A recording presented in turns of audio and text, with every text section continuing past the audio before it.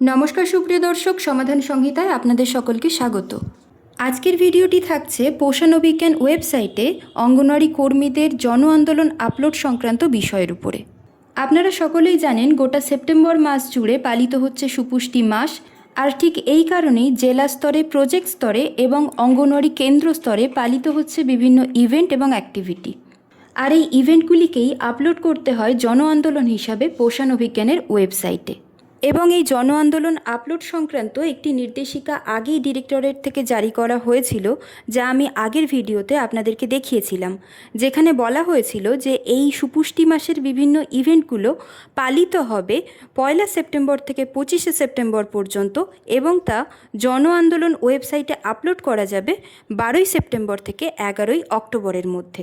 তবে এই জন আন্দোলন আপলোড সংক্রান্ত একটি নতুন নির্দেশিকা ডিরেক্টরেট থেকে আবার জারি করা হয়েছে, যেখানে 12 সেপ্টেম্বর থেকে জন আন্দোলন আপলোডিংয়ের বিষয়টিকে রিভাইজ করা হয়েছে এবং নতুন সিদ্ধান্ত অনুসারে জন আন্দোলন পোষণ অভিজ্ঞানের ওয়েবসাইটে আপলোড করা যাবে 17 সেপ্টেম্বর 2025 থেকে 16 অক্টোবর 2025 পর্যন্ত।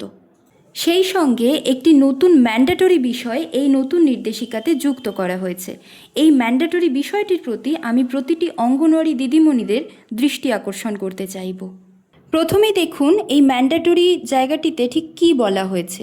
এখানে বলা হয়েছে, ডিউরিং সুপুষ্টি মাস 2025 और पोषण मास ए 30 सेकेंड वीडियो ओनली 1 वीडियो पर anganwadi centre showcasing success stories and testimonials from beneficiaries must be uploaded on the জন আন্দোলন ড্যাশবোর্ড।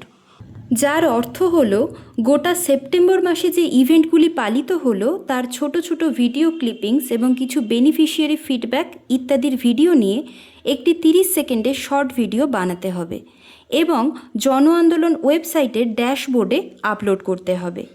প্রতিটি অঙ্গনওয়াড়ি কেন্দ্র পিছু একটি করে ভিডিও বানিয়ে আপলোড করতে হবে।